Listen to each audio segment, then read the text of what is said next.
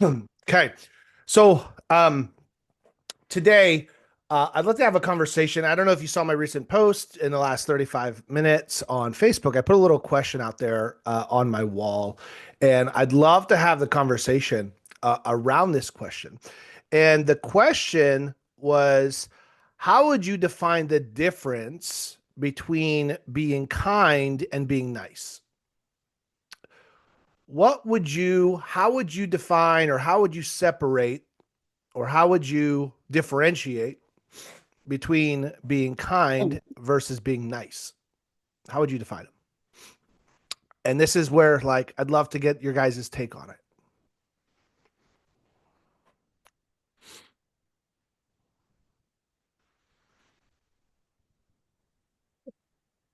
I almost feel like they're the same word, but then you think about it, I kind of feel like kind is doing something that maybe is for someone's best interest, but may not be what they want you to do necessarily. Where nice is kind of just doing whatever's going to make someone happy. Okay. Anyone else? Other thoughts?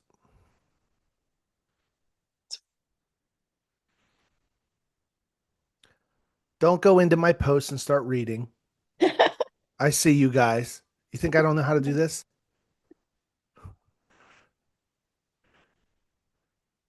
What are your thoughts? Or are you just here for the ride today? Here for the ride. I hear you.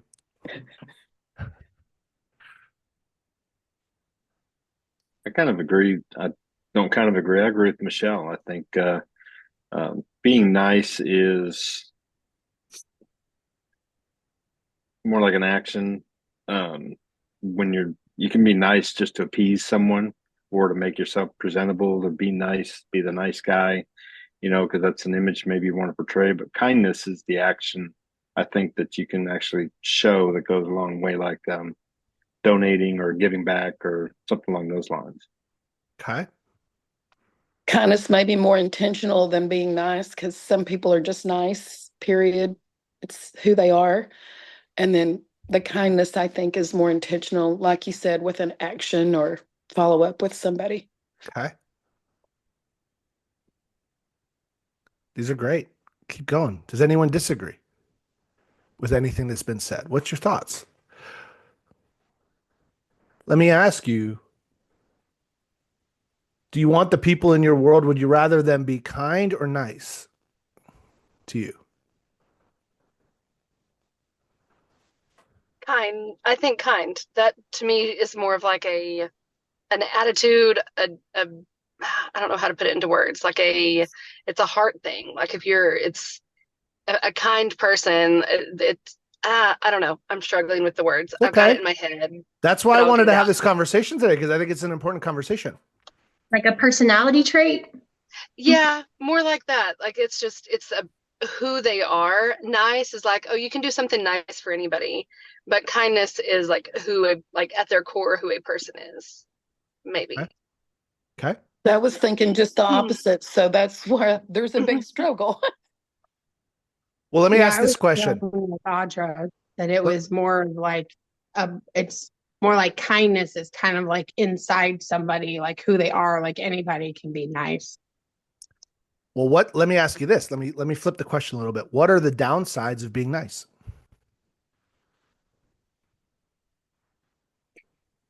You could get taken advantage of. You could be walked on, just that if you're too nice.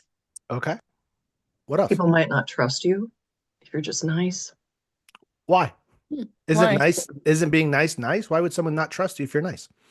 Well, if it's not, I mean, I think it's a lot easier to be nice sometimes and just kind of go about your day. Kindness is being a little bit more genuine, I think, and sometimes it might be a little harder to be kind. How would you And separate them? How does one be more genuinely nice and then flip in the at what point does niceness turn into kindness? Well, I think like, okay, so I look at it from a perspective of when I go inside somebody's house. Sometimes that there's things that I just need to tell them about their house. It's like an uncomfortable truth. If I'm just being nice, I might just go in there and not tell them what I really think.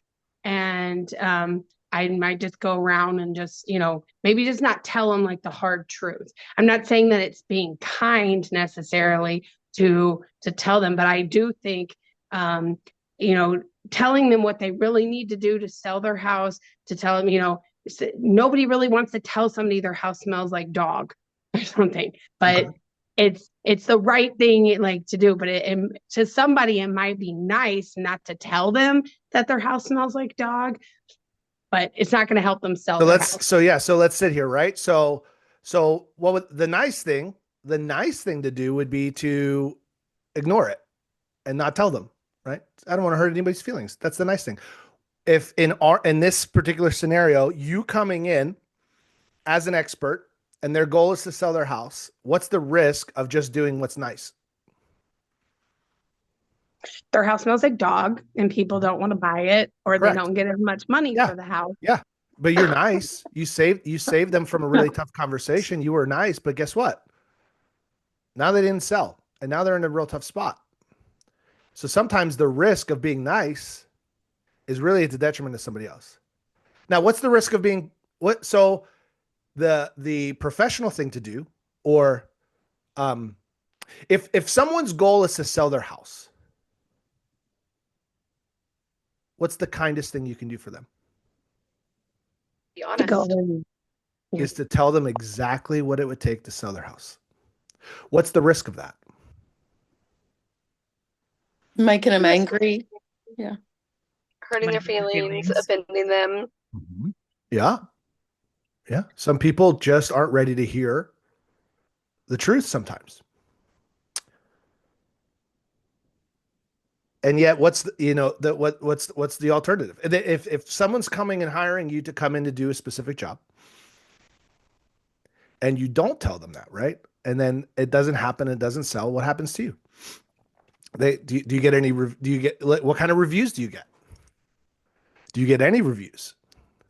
How are they talking about you to their friends and family? They'll say, well, I mean, they were nice, but they didn't get the job done. I mean, they're fun. They smile a lot. House isn't sold though. I wear this bracelet. I don't know if you can read it. And I have a shirt that goes with it. It's part of the Till Valhalla project, and it supports veteran suicide and mental health. And the shirt says "Be kind," and on the back it says "Be kind." People are fighting battles you know nothing about. So that's like one side of it. I was playing pickleball 2 weeks ago in our community center against just strangers. We come in, and I don't know, I'm pretty competitive.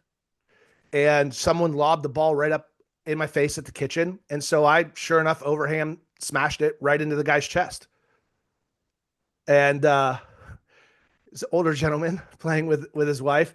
And I was like, my apologies. I did not mean to do that. And then she goes, that wasn't very kind. I said, you're mistaking nice. I said, I never said I was nice. I said, I'm kind. I said, I tell my kids, I said, I'm a good dad. I'm not a nice dad. I'm a good dad. I'm not a nice dad. And the challenge is, and so if I have any regrets in my career up to this point, as a coach, as an agent, is I unfortunately niced too many people out of the business. I niced some really great agents into another career because I wasn't strong enough, courageous enough. I was more worried about whether or not they liked me versus telling them exactly what they needed to hear, what they needed to do. And because nobody in their life has ever stood up to them and actually said, hey, you're so full of shit. And all you do is come up with these excuses and you're a victim. And at what point are you going to break the cycle? Like, you are way too smart to be this stupid. You are way too talented to be this ineffective. Stop being a loser and show up for your family. Like, I was too afraid to have that conversation with people. And it was exactly what they needed to hear. And unfortunately, now they're at UPS or wherever. I don't know. But they would have been really great agents. And I failed. I failed them. I absolutely failed them. And it's the only thing that haunts me in this business. And there are clients and there are buyers and sellers that I don't know. I was so worried about offending or turning off or whatever that I wasn't ready to have the conversation with them that they needed. And so they didn't use me. And then when I asked, what was it that caused you to choose the agent that you went with? And they said they told us what we needed to do. And I was like, damn it. I was so worried that I was there for the appointment. I wanted to be agreeable. I wanted to be likable. I was building rapport, but what they needed was a leader. What they needed was somebody that was kind enough to tell them what they needed to hear, not what they wanted to hear.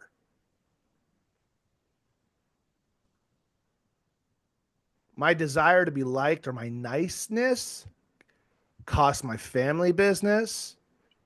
And it actually cost a couple other people their careers in this industry because they trusted me. They leaned into me to help them. And I didn't show up for them because I was scared of being disliked as opposed to caring enough about them to be kind. Now, care versus candor. Caring versus candor. The thing about kindness and candor is if there's no relationship, no trust or rapport, you sound like an asshole. Kindness and candor have to be delivered when there's a deposit of trust and rapport.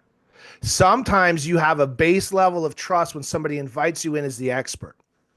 So how can you develop enough trust and rapport for someone to truly believe that what you're about to tell them is in their best interest and not you just being an asshole?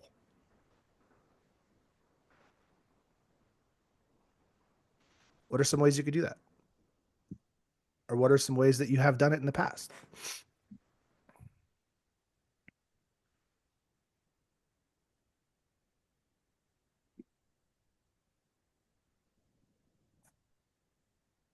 I'll share with you one of the ways that I've learned to do it in rooms or on calls where we have new people. Before I dig deep and deliver a level 10 statement, sometimes I'll say, hey guys, I care about you and I'm about to share something very, very real. Do I have your permission to just be as real as I can be in this moment right now? And then I'll generally get some consensus and then I'll go, okay, this, right? So in your appointments, has there ever been in a moment or in your conversations with your teams or in your conversations with your family, before you're about to say something that they really need, look, there's some of you that are on this call, you're like, all right, Matt's given me permission to just say what I want to say. Yes. Warning. If you haven't set the expectation up and you haven't set up the idea that like, hey, I'm coming at you with so much love right now that I have to tell you this or else I'll never be able to live with myself or sleep, right?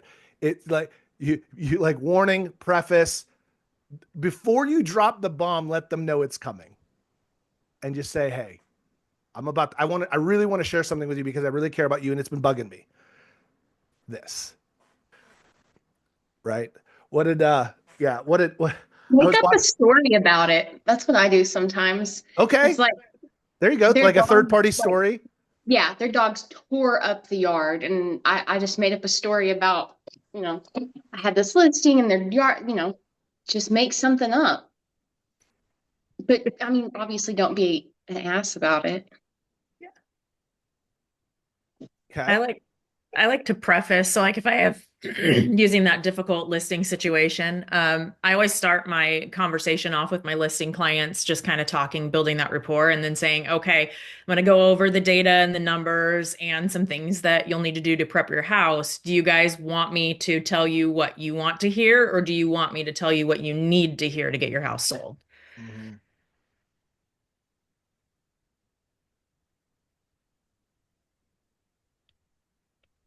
What else? Well, I know you can speak truth in love to people like that.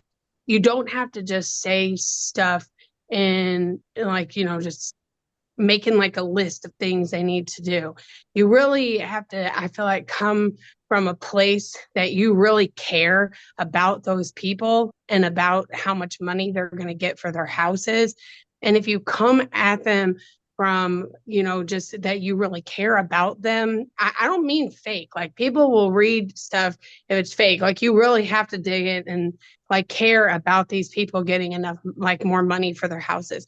Yeah. Um, Yeah. some people don't care though. Like some people don't want to do the work. So when I go in and I do appointments with people, like, especially if a house is just not not just one of these like picture perfect houses, I try to give them more than one pathway to sell their house and how, like what kind of, if you'll do this, this, and this, I obviously don't have a crystal ball. I can't determine exactly what Right. somebody is going to pay for a house, but I can give them like, if you go this pathway, or this pathway.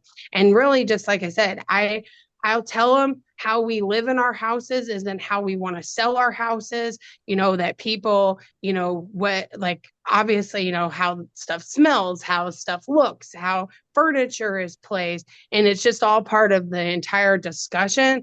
And it's so funny though, because I had a family member one time, this was before I was an agent, and they were talking about an agent coming over to their house, and they were like going all nuts about how, like, well, they said I need to paint this, I need to take these pictures down, and I did to do all this kind of stuff. And sometimes when I'm actually going to listings and stuff, I remember my family members saying that, and I'm like, they totally missed the point, like my family member did, of what the agent was doing. The agent is coming over as like an advocate for you, an advisory for So you. hold on, pause. Yeah. So let me ask you this question. Did your family member miss the point, or did the agent miss the opportunity Yeah. to build on trust and rapport before the candor? Yeah. I And think it so was if they both. feel judged, well, Mhm. no. It's it, if you can communicate and deliver trust and Mhm. rapport, Yeah. then when delivering that list, people won't feel like you're coming out them or Mhm. what your family member said. So Yeah. I mean, obviously, without being there, without seeing the scenario, I'd be willing to bet that agent was also kind of impatient, not really all Mhm. about creating relationship, wanted to get to the bottom line, get straight from point A to B, forget the sizzle, let's get to the steak. You got to do Yeah. this, this, and this, and you're going to make the most money. Doesn't that make sense? And the other person's going, I don't feel cared about right now. Like, I feel like you're literally just here to take this listing, make me do a bunch of stuff, and then you're going to get paid. Like, what is happening Mhm. right now? Right. So I would venture to say at that opportunity, there was a missed opportunity to Mhm. build the care, right? And the preface it. I was just gonna share. What the heck was I just gonna share? Dang it. Oh man. I apologize. I had something here. I just wanted to shoot. Well, maybe in another call.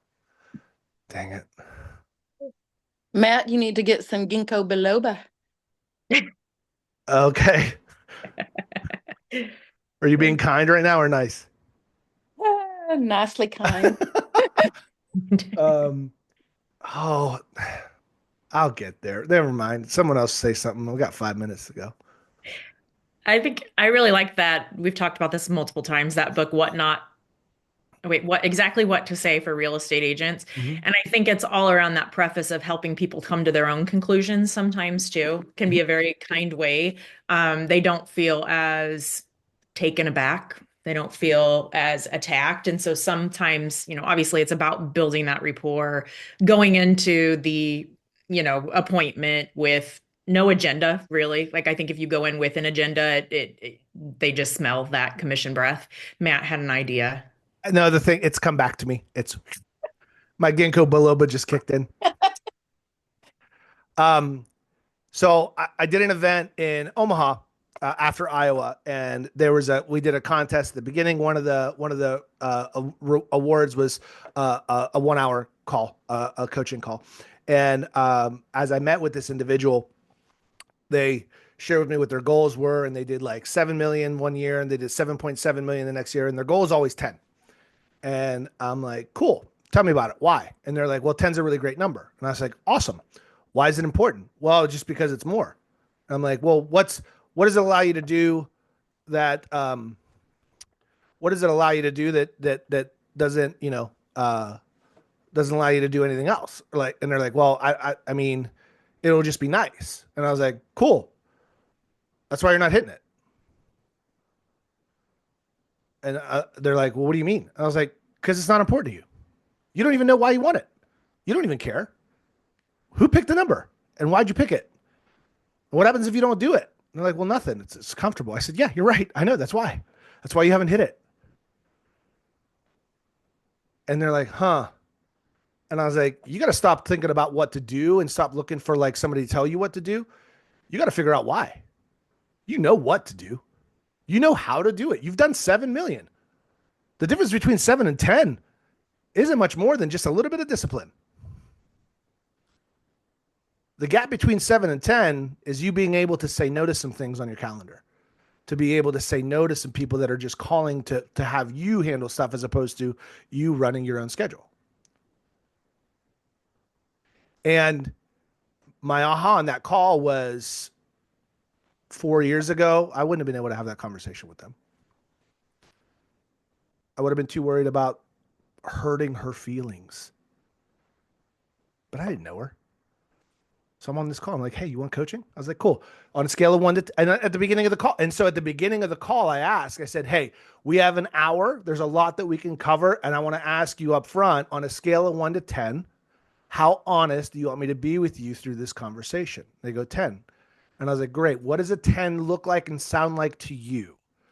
Do you want me to hold back or pull any punches? Or do you really want to get it? Like, do you really want the information straight? She goes, as straight as you can get it. Like, you can't hurt my feelings. I'm unoffendable. And I'm like, let's go. Here we go. Those are my favorite calls.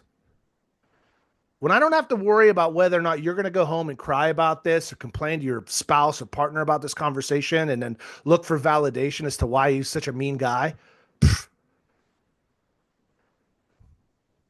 When we can just have that raw, like, hey, let's get after it. Let's get it. Cool. I love that. I love that. Those are the most fun.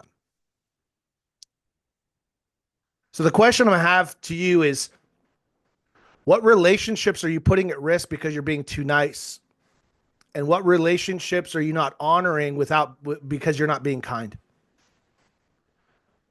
What are the things that people in your world that you care about most need to hear versus what you think they want to hear? And is your desire to be liked getting in the way of you really helping people?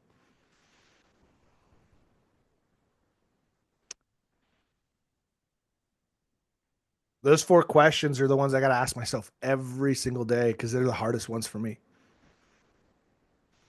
Because my desire to be liked is extremely high. Like, I get super tilted if I feel like somebody doesn't like me. However, I've had to condition myself to go, in the past, when I've leaned into that, I've really hurt people. I've really hurt them. I've hurt their opportunity. I've hurt their families because they really needed me to talk to them in the way that they needed to be talked to. And it's not always fun for me, but it's what they need, what they want, right? And that's kindness. All right, guys. Have an amazing week. We'll see you Wednesday, same time, same channel. Don't forget, in a world where you can be anything, be kind. Later.